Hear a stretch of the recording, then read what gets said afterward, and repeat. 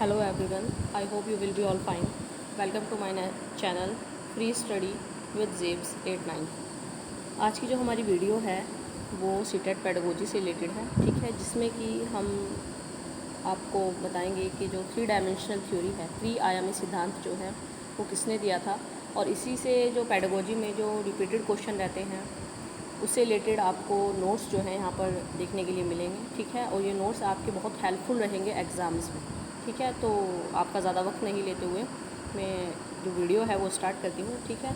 Firstly हम बात करते हैं 3 आयामी डायमेंशनल थ्योरी की, ठीक है। तो सबसे पहले ये जो कह सकते हैं जो 3 आयामी डायमेंशनल थ्योरी है, ये सबसे पहले जेपी गिलफोर्ड ने दी थी, ठीक है। जो सबसे पहले इसको डिफ़ाइन किया था वो जेपी गिलफोर्ड ने इसको दिया, ठीक है। और उन्होंने कहा कि इस सिद्धांत का जो प्रतिपादन है वो जेपी गिलफोर्ड ने किया है। इस सिद्धांत को बुद्धि संरचना सिद्धांत भी कहते हैं। और गिलफोर्ड के अनुसार मानसिक योग्यता प्रमुख रूप से 3 तत्वों से निर्मित होती है। जो जेपी गिलफोर्ड थे उन्होंने बताया कि 3 डायमेंशनल थ्योरी जो है वो 3 तत्वों से मिलकर बनी है। फर्स्ट है हमारा कंटेंट, सेकेंड है ऑपरेशन, और थर्ड है हमारा प्रोडक्ट। दैट मीन्स जो विषय वस्तु, सक्रियाएँ और उत्पाद। तो क्वेश्चन आ जाता है कि 3 डायमेंशनल थ्योरी जो है वो किसने दी थी। आपको बहुत सारे ऑप्शन दे दिए जाएंगे, जिसमें कि आपका जो करेक्ट ऑप्शन है वो कौन सा होगा, आपका जेपी गिलफोर्ड, ठीक है। ये वाला ऑप्शन आपका करेक्ट होगा। और ये पूछा जाता है कि वो कितने तत्वों से निर्मित है, तो ये भी आपका यहाँ पे आंसर आ जाएगा कंटेंट, ऑपरेशन एंड प्रोडक्ट। इन 3 से मिलकर के आपकी बनी है जेपी गिलफोर्ड, ये आप नाम याद रखेंगे। नेक्स्ट अगर हम बात करें ये त्रिचापी या फिर त्रिघटीय सिद्धांत की ट्राइआर्किक थ्योरी की, इस सिद्धांत का जो प्रतिपादन है वो स्टर्नबर्ग ने किया था, ठीक है। ये स्टर्नबर्ग ने इसका प्रतिपादन किया था। और स्टर्नबर्ग ने बुद्धि को क्या किया था, 3 भागों में डिवाइड किया था। जैसे पहली जो आपने, अगर मेरी इससे पहली वीडियो नहीं देखी है तो आप जाकर के वो भी देख सकते हैं, ठीक है। तो उससे पहले मैंने आपको बुद्धि के बारे में बताया कि बुद्धि कितनी प्रकार की होती है, बुद्धि के जो सिद्धांत हैं वो किस किस ने दिए थे। एक आपका यूनिफैक्टर थ्योरी थी, 2 फैक्टर थ्योरी थी, ग्रुप फैक्टर थ्योरी थी, और एक हार्वर्ड गार्डनर की मल्टी डायमेंशनल थ्योरी भी थी, ठीक है। वो आपको मिल जाएगा मेरे चैनल पे, ठीक है। तो उसके बाद ही ये नेक्स्ट वीडियो है, ये सेकंड वीडियो है हमारी, जिसमें आपको मैं बताऊंगी कि जो त्रिघटीय सिद्धांत जो है, ट्राइआर्किक थ्योरी जो है, इस सिद्धांत का प्रतिपादन स्टर्नबर्ग ने किया। और स्टर्नबर्ग ने बुद्धि को 3 भागों में बांटा। पहला उन्होंने बांटा इसको अनुभवात्मक बुद्धि, यानी कि एक्सपीरियंशियल इंटेलिजेंसी, ठीक है। ये एक्सपीरियंशियल इंटेलिजेंसी जो उन्होंने कहा, ये अनुभवात्मक बुद्धि, यह बुद्धि अनुभवों पर आधारित होती है, यानी कि जो भी हमारा अनुभव होता है उसके ऊपर ये वाली बुद्धि आधारित होती है। और व्यक्ति अपने अनुभवों से कुछ नया क्या करता है, क्रिएट करता है, ठीक है। नेक्स्ट अगर हम बात करें, जो सेकंड है आपकी घटकीय बुद्धि।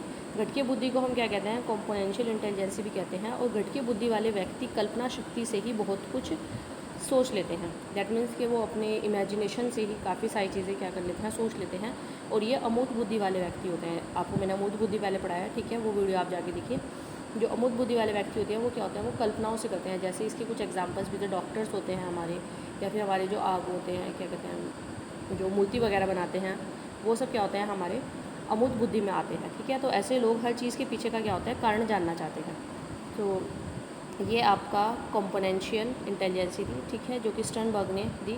और थर्ड जो है, जिसको हम कहेंगे एक्सपीरियंशियल इंटेलिजेंसी, जो संदर्भनात्मक बुद्धि जो है, कॉन्टेक्चुअल इंटेलिजेंसी है। संदर्भनात्मक बुद्धि व्यक्ति जो होते हैं, इसमें सूचनाओं को इस ढंग से उपयोग करने में सफल हो जाते हैं जिसको उसको अधिक से अधिक लाभ हो।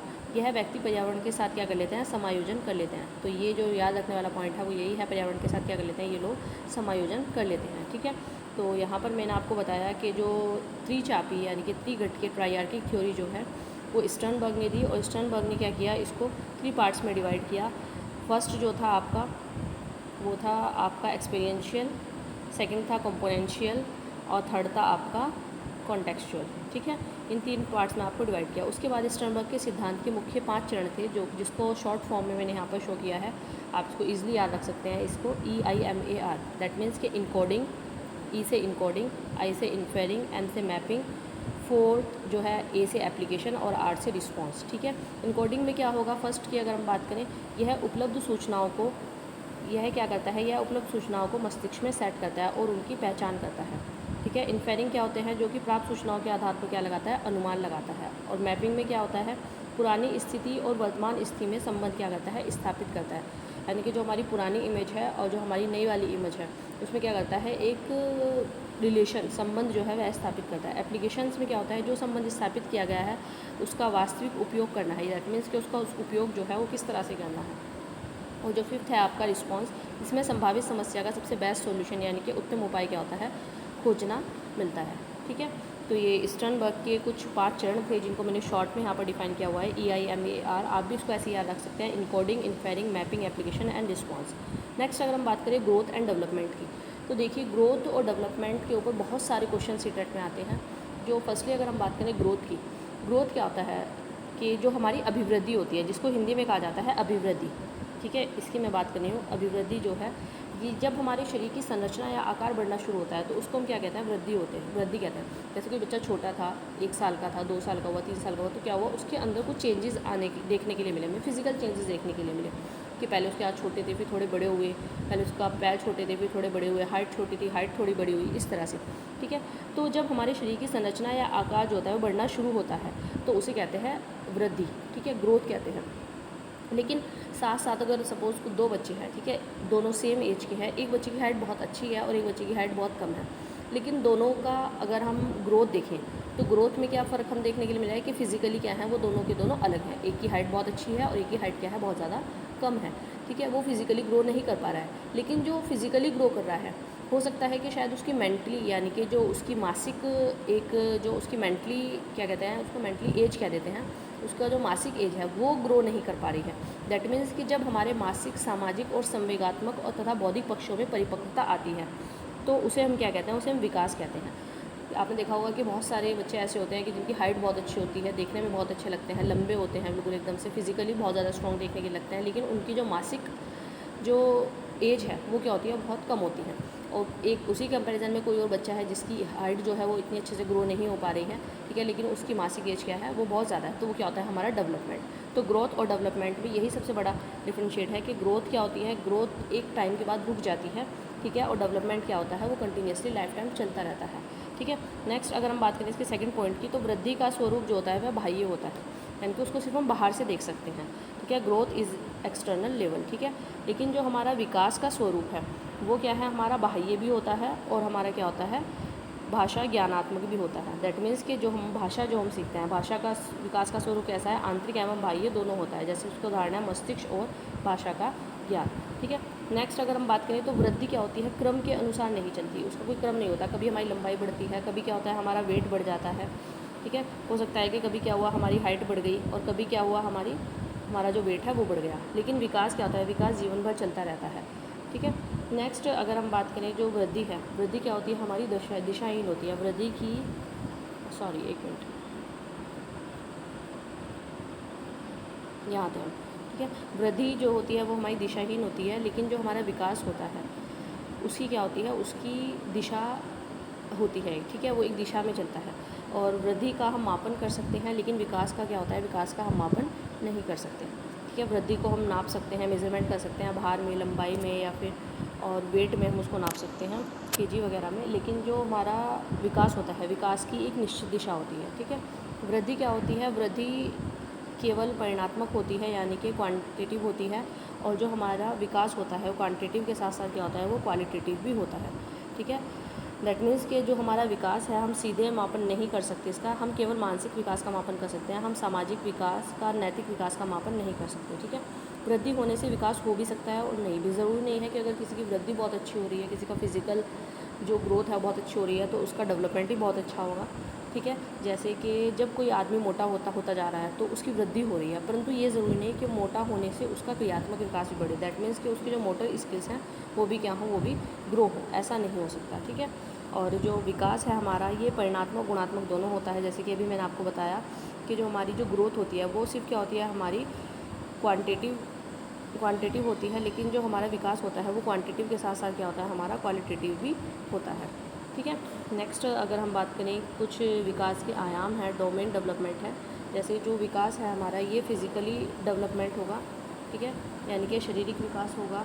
और जो हमारा गत्यात्मक विकास है, दैट मीन्स कि मोटर डेवलपमेंट जो है यह एक तरह से बालक के शारीरिक विकास से जुड़ा है।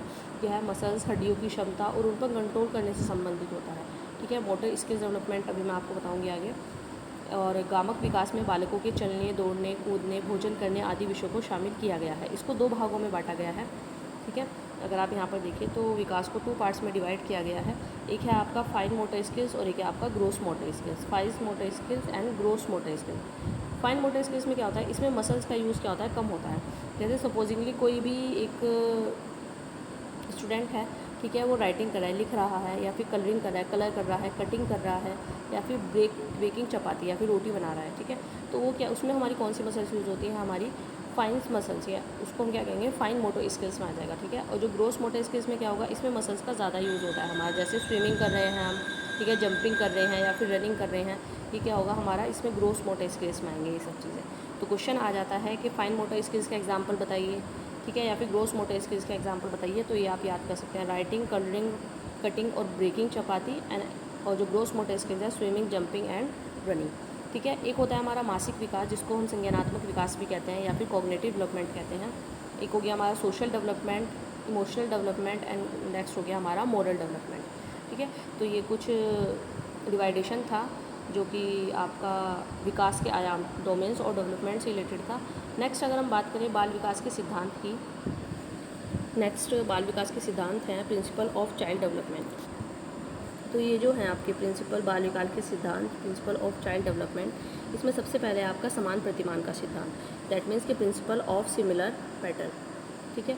तो प्रत्येक, इसके अनुसार प्रत्येक जाति जो होती है अपनी जाति के अनुरूप के विकास के प्रतिमान का अनुसरण करती है। जैसे उदाहरण मानव और हाथी, दैट मीन्स कि अगर कोई मानव है तो उसका जो बच्चा है, उसकी जो जन्म होगा, उसका समान प्रतिमान का सिद्धांत फॉलो करेगा और उसका बच्चा जो होगा वो मानव ही होगा, ठीक है। हाथी है तो उसका बच्चा क्या होगा, हाथी होगा। ऐसा तो नहीं होता है कि कोई हाथी है और उसके घर में बिल्ली का जन्म हो गया, ठीक है, तो हाथी है तो जीन्स वही होंगे, वो सब चीज़ें। तो इसी को हम कहेंगे समान प्रतिमान का सिद्धांत, यानी कि प्रत्येक जाति अपनी जाति के अनुरूप के विकास के प्रतिमान का क्या करती है, अनुसरण करती है। सेकंड अगर हम बात करें विकास की दिशा का सिद्धांत, तो प्रिंसिपल ऑफ डायरेक्शंस जो है हमारा, जो प्रिंसिपल ऑफ डायरेक्शन है, ठीक है, विकास की दिशा जो होती है वो सिर से पैर की तरफ होती है। जब हमारी विकास की दिशा सिर से पैर की तरफ होती है, जब सिर से पैर की तरफ होती है तो उसको हम क्या कहते हैं, सिफेलोपॉडल।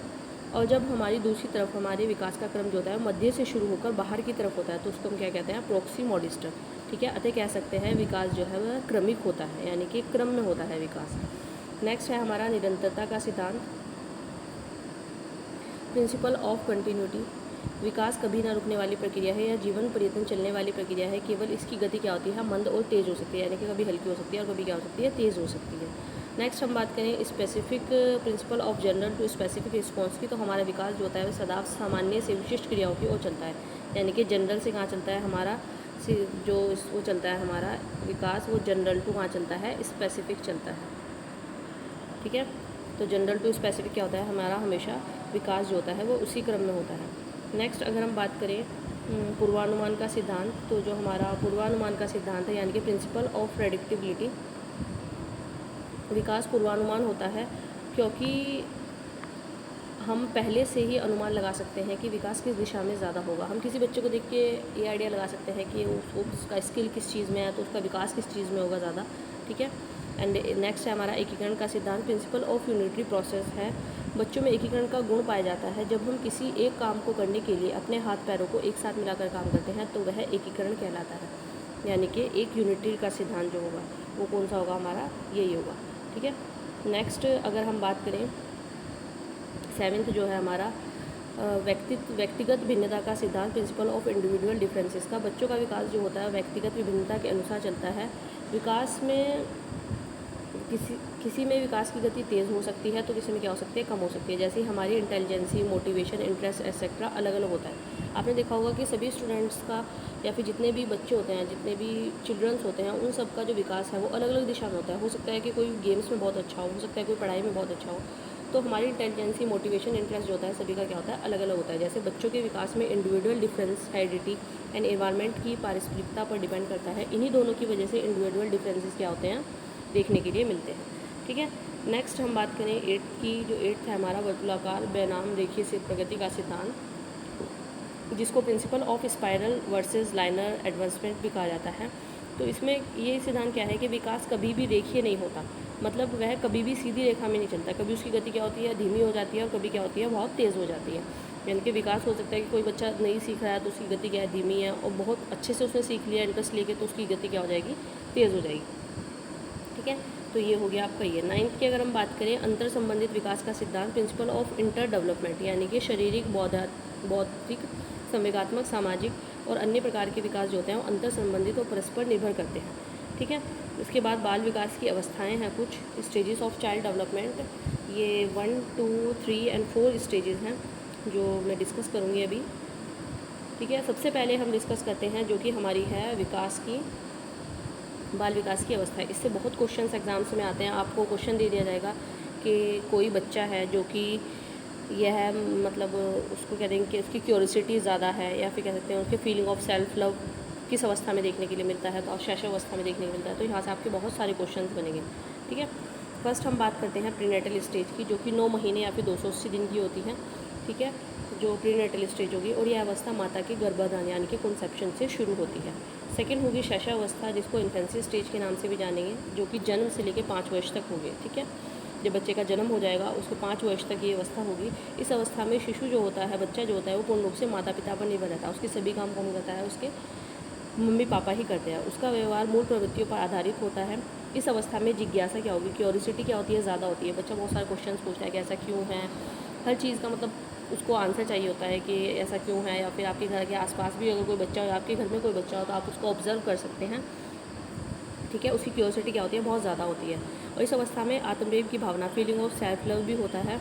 और इस एज को ट्वाई एज के नाम से भी जाना जाता है। क्वेश्चन आ सकता है कि ट्वाई एज कौन सी स्टेज होती है स्टेजेस ऑफ चाइल्ड डेवलपमेंट में, तो कौन सी स्टेज होगी आपकी शैशवावस्था, इन्फेंसी स्टेज, जो कि जन्म से लेकर 5 वर्ष तक होगी। इस तरह के क्वेश्चन से आपको देखने के लिए मिलेंगे। इनमें बच्चा क्या करता है, इमिटेशन द्वारा सीखता है, यानी कि अनुकरण द्वारा सीखता है। इसे अतार्किक चिंतन की अवस्था भी कहते हैं, यानी कि उसका कोई लॉजिक नहीं होता, लेकिन फिर भी क्या करता है वो उस किसी भी चीज़ के अतार्किक चिंतन करना क्या कर देता है, शुरू कर देता है। ठीक है, तो ये सब जो है ये फर्स्ट प्रीनेटल स्टेज है, सेकंड जो है इन्फेंसी स्टेज है। नेक्स्ट अगर हम बात करें थर्ड की, बाल्यावस्था की, जिसको हम कहेंगे चाइल्डहुड स्टेज, जो कि 6 से 12 वर्ष तक की होगी।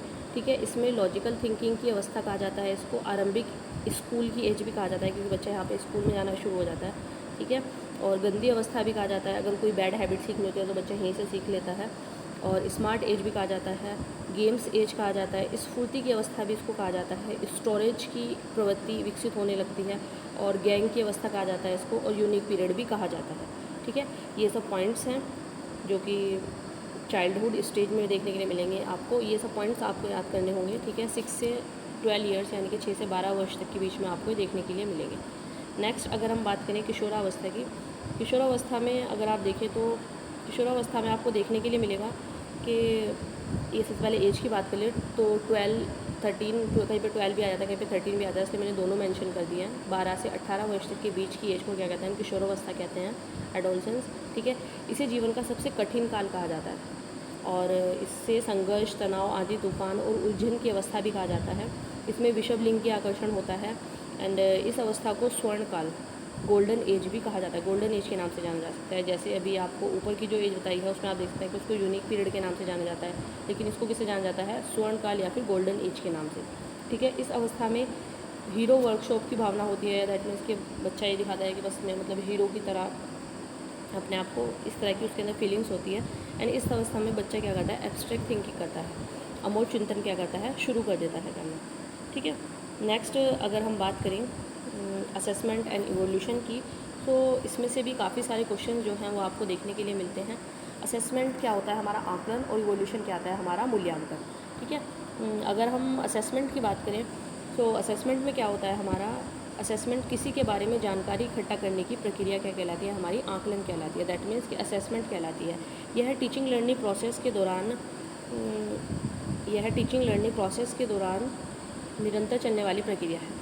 जब भी टीचर्स क्लास में पढ़ाती हैं तो वो 2 प्रकार के आकलन करती है, असेसमेंट करती है। एक तो रचनात्मक आकलन, और एक क्या होता है, योगात्मक आकलन। ये रचनात्मक आकलन में कहा जाता है हमारा फॉर्मेटिव असेसमेंट, और योगात्मक आकलन को कहा जाता है हमारा सॉमेटिव असेसमेंट। ठीक है, तो फर्स्ट अगर हम बात करें रचनात्मक आकलन की, तो पढ़ाई के दौरान किया गया आकलन क्या होता है, हमारा रचनात्मक आकलन कहलाता है। यह बच्चों के बारे में जानने का बेस्ट आकलन या फिर तरीका होता है। दैट मीन्स आप क्लास में पढ़ा रहे हैं, ठीक है, और आपने कोई भी स्टोरी आपने पढ़ाई, या कोई भी क्वेश्चन आपने समझाया बच्चों को, या कुछ भी चीज़ आपने बच्चों को पढ़ाई है, उसके बाद आप क्या करते हैं, बच्चों से कुछ क्वेश्चन पुटअप करते हैं। आप ऑब्जर्व करना चाहते हैं कि बच्चों ने कितना सीखा, कितना नहीं सीखा, तो वो आकलन कौन सा होगा हमारा, वो आकलन होगा हमारा रचनात्मक आकलन, जो कि पढ़ाई के दौरान किया जाएगा, ठीक है, जिसको हम फॉर्मेटिव असेसमेंट कहते हैं। नेक्स्ट अगर हम बात करें जिसको हम कहते हैं फॉर्मेटिव असेसमेंट, तो जो हमारा फॉर्मेटिव असेसमेंट होता है, इसमें क्या होता है, ये साल के अंत में किया जाता है। जैसे आप रिजल्ट जो बनाते हैं उसको हम कहते हैं फॉर्मेटिव असेसमेंट, ठीक है। तो बेस्ट जो माना जाता है फॉर्मेटिव असेसमेंट माना जाता है, क्योंकि उसमें क्या कर सकते हैं, बच्चों का जितना हम पढ़ाते हैं उसको उतना ही हम क्या कर सकते हैं, ऑब्जर्व कर सकते हैं, देख सकते हैं कि बच्चे ने कितना सीखा। नेक्स्ट है असेसमेंट ऑफ लर्निंग, जिसको हम कहते हैं फॉर्मेटिव असेसमेंट, ठीक है।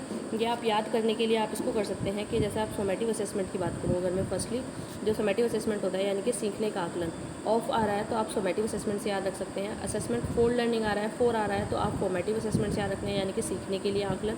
और असेसमेंट एज लर्निंग क्या होगा आपका, सेल्फ असेसमेंट। ये तीनों से रिलेटेड क्वेश्चन जो हैं वो एग्ज़ाम्स में आते हैं और ये इम्पॉर्टेंट है, ठीक है, इसको आप ज़रूर याद करिएगा।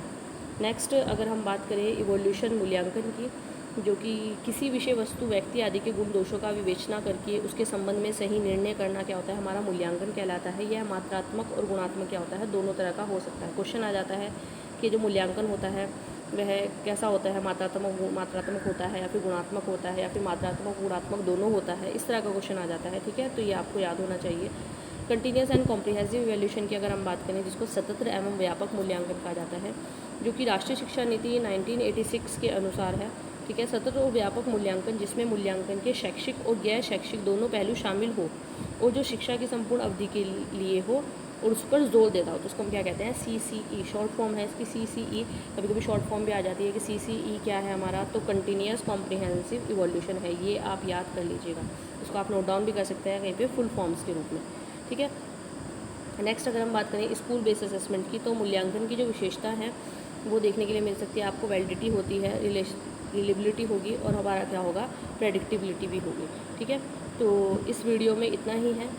आई होप आपको यहाँ तक क्लियर हुआ होगा और इस वीडियो से आपको काफ़ी हेल्प भी देखने के लिए मिलेगी। जितने भी नोट्स हैं वो आपको PDF फॉर्मेट में आपको देखने के लिए मिल सकते हैं। आप स्टॉप करके स्क्रीनशॉट ले सकते हैं, या फिर अगर आप नोट डाउन करें और अपनी एक बहुत अच्छे से नोट्स बनाए, हैंड रिटन नोट्स बनाए, तो बहुत अच्छा होता है।